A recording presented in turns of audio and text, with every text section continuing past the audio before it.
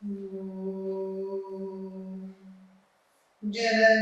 Sharadam Devi Ramakrishnan Jagadguru Padapadme Tayo Sthitva Pranamami Murmu Paratatve Sadareno Ramakrishna Samabhya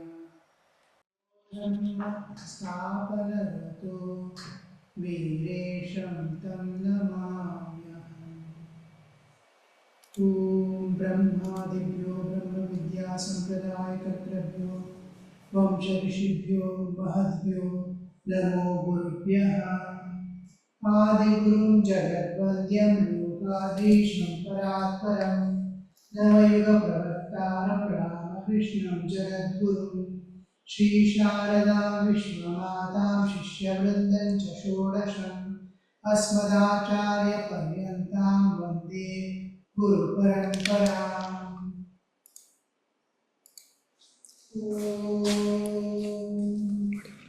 Pathaya Pratibodhitam Bhagavata Narayanena Swayam Vyasena Graditam Puranamina Madhye Mahabharatam Advaitamritavarshini Bhagavati Ashtadashaധ്യായിനി Ambatvamanusandathami Bhagavad-gite Bhavadveshini. The chapter begins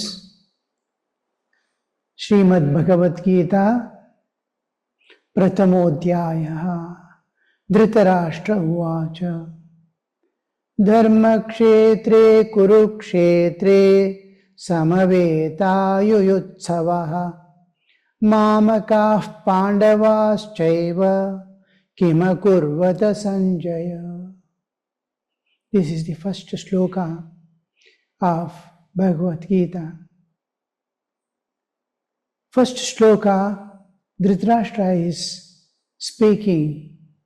He is asking Sanjaya to describe what happened on the battlefield, what is happening on the battlefield. And it is a divine plan, a divine design, a beautiful design. Just like when Sri Ramakrishna comes to the Dakshineshwar, he plans the way in which the eternal flow of Jnana Bhandara is flowing, whether there is human existence or not, totally erased also, nothing to worry. New humans come and it will be supplied, nature and God. Nature is very sensitive. The human life is kept only for evolution to the divinehood. Again and again we are coming, we are missing the track a little. So here the divine plan is that in and through this battlefield, it is going to be, Dhritarashtra is asking Sanjay, Kima Kurvata Sanjaya, what did my children and Pandava's children do on the battlefield? The Dhritarashtra is asking, Dhritarashtra Uvacha Dharmakshetre Kurukshetre. In Dharmakshetra, Kurukshetra. In Kurukshetra, where the Dharma is being cultivated. Here, the cultivated Dharma is there, people follow Dharma. Now, Dharmakshetre, it has been from ancient times, it has been the flow where the austerities and all these were observed and is known for Dharma. And there it is easy for emanation of the Jnana. So Dhritarashtra is asking, Dharmakshetre Kurukshetre, when he is asking, the beginning itself is showing a beautiful platform, an opening stage for emanation of the eternally flowing spiritual wisdom to reach the present time's spiritual world. And spiritual wisdom that flows through a divine source like incarnation. When Spirit Thakur speaks, when Rama speaks, when this Krishna is speaking now, is going to speak. And when they speak, the wisdom, the spiritual wisdom that flows passes through generations of generations, continuously sanctifying the land and leading the jivas to the ultimate goal of enlightenment. And it flows till the changing times demand a new generation, new way. When the new incarnation comes, when the changing time demands, new incarnation come again to establish the same dharma. So dharma kshetra, the word means field where the dharma, spiritual righteousness. I translated as spiritual righteousness because in world when we are using righteousness, it is associated with the social structure and our own personal life. It is not that dharma is living according to the laws of nature, prakriti. It is not exactly nyaya. Nyaya is living according to the king's law. This is dharma, living according to where dharma is being cultivated. Dharma is being cultivation is like cultivating the field for crops, to grow that, to practice. So here the normal meaning we don't take. A little more deeper when we go, we see when dharma here where a little more extra meaning. It is rather than being practiced, it is here the dharma is put into test for judgment. That is why Dhritarashtra is frightened. It's a place of judgment, just like our Nyayalaya. Nyayalaya is not where the laws are practiced. It is not where it is practiced. Where the legal issues are put to judgment. The law practicing is in the society. In court, it is where judgment of the legal issues are done. Like that, in Dharma Kshetra, here, apart from being a place where it was being practiced, now it has become a battlefield where Dharma is put to test and judgment is going to be given. And what is the Krishna's plan and what is the purpose? The main purpose is that the Dharma to be upheld. The Dharma is to be protected. It is to be preserved for the future generation. So, Dharma against Adharma is standing the battle and is the war that every human passes through at every step throughout his life, both within and without. Outside also war is going on, within also the same war, Mahabharata war is going on. So, in life also, we see this in our own lives also. This is going on. Then the term Dharma Kshetra stands as an adjective to Kurukshetra. Dharma Kshetra, Kurukshetra. Good boy. Like Dharma Kshetra, Kurukshetra. Kurukshetra, which is Dharma Kshetra. So, Dharma Kshetra, Kurukshetra is standing as adjective. The Kurukshetra is described as Kurukshetra. Kurukshetram Deva Yajanam. In Shatapatha Brahmana, one of the Vedic texts, where rituals are in detail discussed, how to do, where to do, why to do. In that, the Kurukshetra, this one comes. explanation. There he says, Kurukshetram is Kurukshetram Deva Yajanam. And the exact text is Tesham Kurukshetram Deva Yajanam Asa. That is, there means God's place of divine worship was Kurukshetra. Ahu Kurukshetram Devanam Deva Yajanam iti. So people say that Kurukshetra is God's place of divine worship.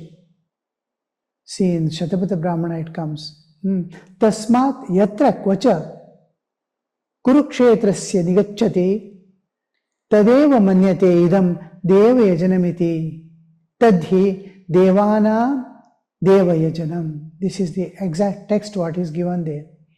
The meaning is, there the God's place of divine worship was Kurukshetra. People say that Kurukshetra is God's place of worship. Hence, whenever anyone settles down in Kurukshetra, then one thinks this place is place of divine worship. So just go and stay there, you will get that awareness. Oh yes, the vibrations that you feel, the divine awareness that you feel, just like you come to the ashrama just to move about. The first impression is, yes, this is an ashrama where peace dawns, where joy is radiated. Like that, when you go to Kurukshetra, first impression, you go and stay there for a day or two, you will clearly start feeling, yes, this is a place where the celestial beings worship the nature and God. So that understanding we see, anybody, he says, anybody goes and stays there, not the spiritual aspirant alone. And this place was selected for war by Krishna, because it is the holy place where dharma is. Dharma means what? Universal love, sacrifice, then what you can give to the world. All this was observed, and the spiritual aspirants, they, seekers of liberation, they also practiced austerities, tapasya, observed, and spiritual discussions going on between guru and disciple sitting and doing the spiritual practices. And Krishna knew that huge powers are on the battlefield. Kurukshetra, Kauravas and Pandavas, unimaginable powers on the earth. They are in the battlefield, and death is inevitable. He knew that it is going to be a huge war in which very few are going to survive. The whole field will be emptied because of the great powers.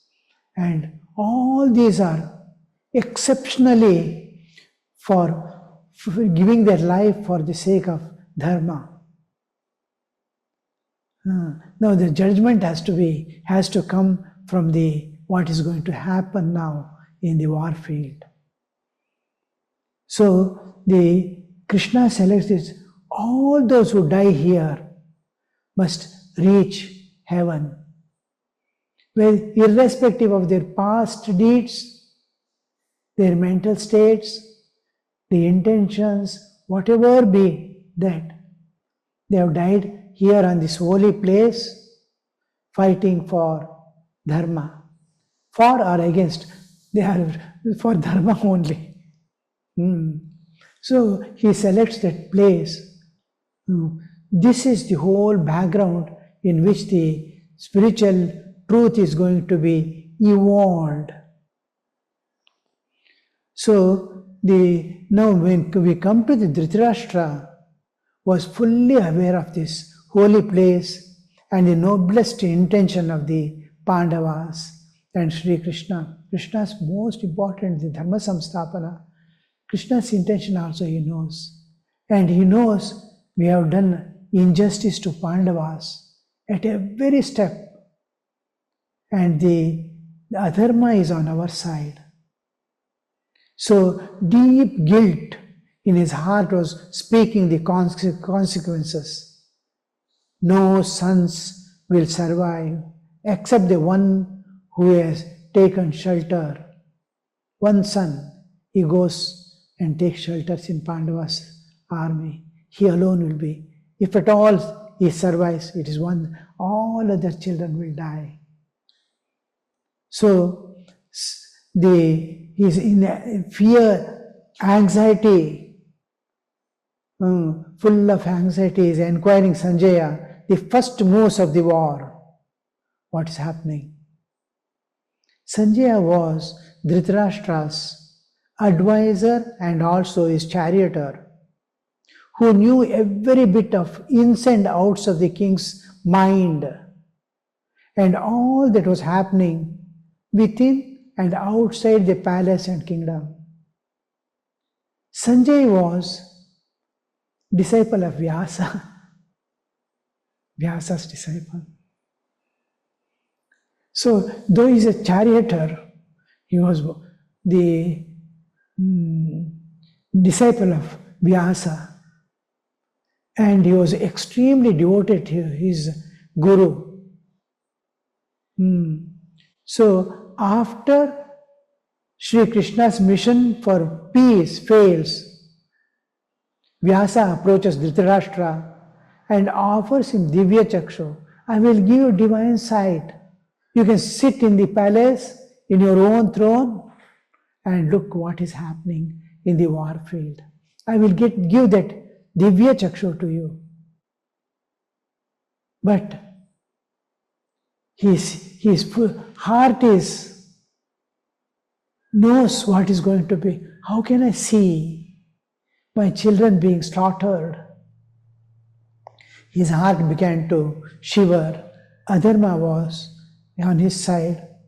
He never wanted to see his own kith and kin being slaughtered, especially the children. Thus he asked Vyasa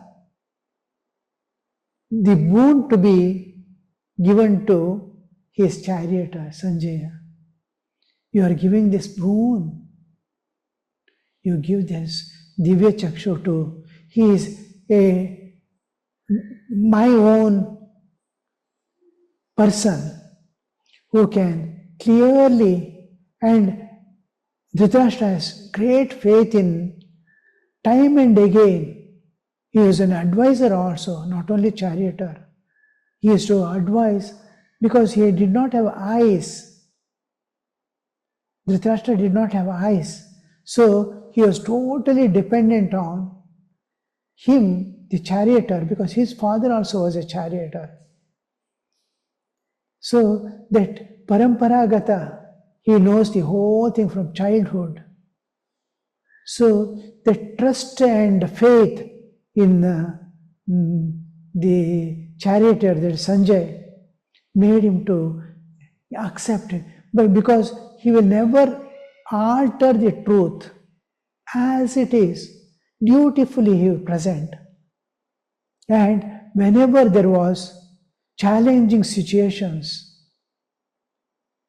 he will just give him consolation, because each time, whatever is happening, he is against his ideas and ideals, what he has preserved. This must be like this, this must be like this. I will do this, I will get that. All was against it. Everything is happening against what he thought. So who is there to console? All are in the war field. Dhritarashtra alone is sitting here on the throne, and Sanjay is sitting by the side. He is explaining to what is happening. So whenever the challenging situations came, he was the person who is to console him and give him strength. So this is the whole thing happening. The fear comes the moment we leave dharma. Holy Mother says, follow dharma. You will be always free from fear. And then God will be with you always. Holy Mother assures two things. Follow dharma, you will be fearless in this world. And God will be with you always.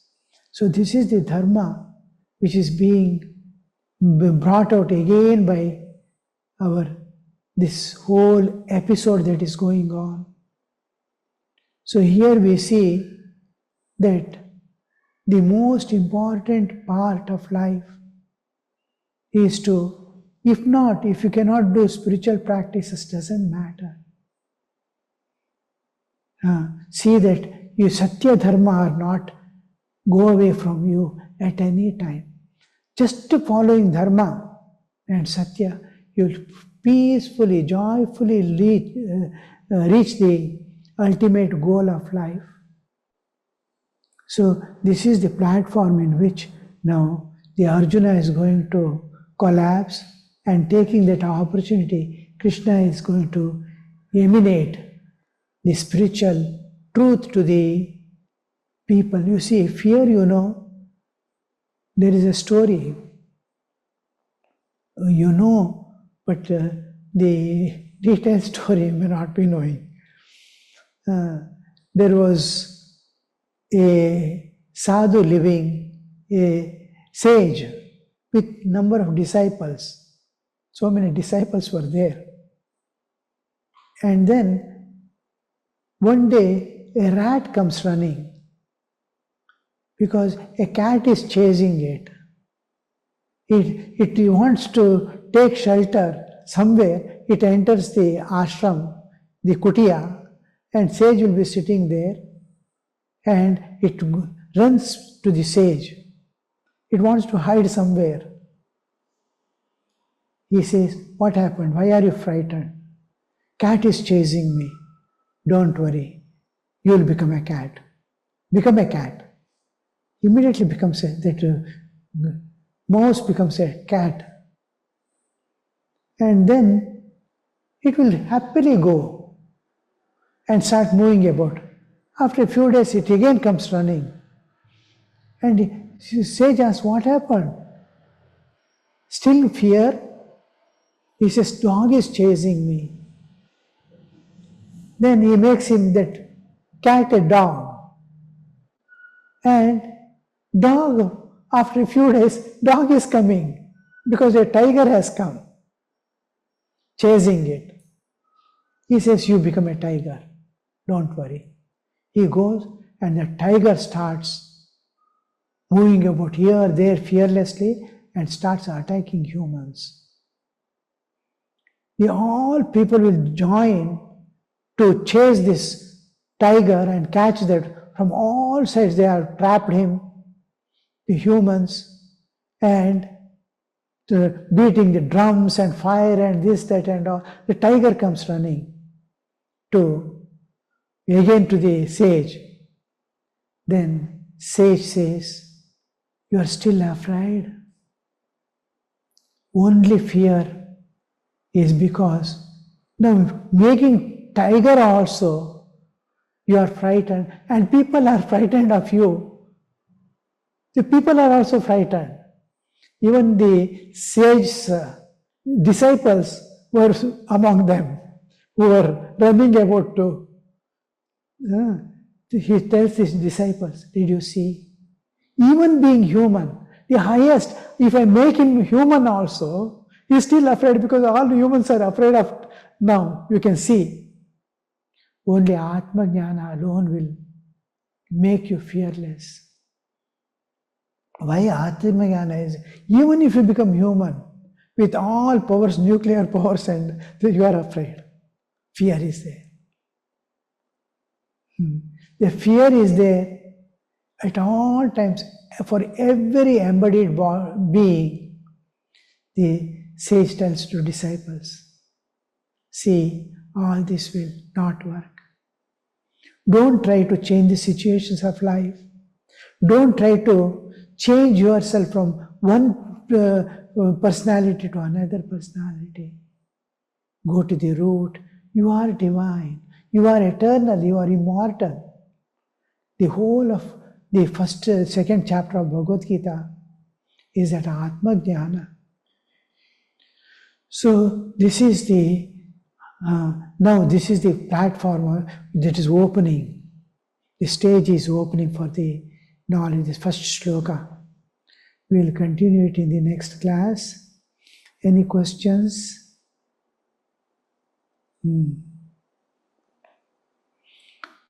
So we will end, okay?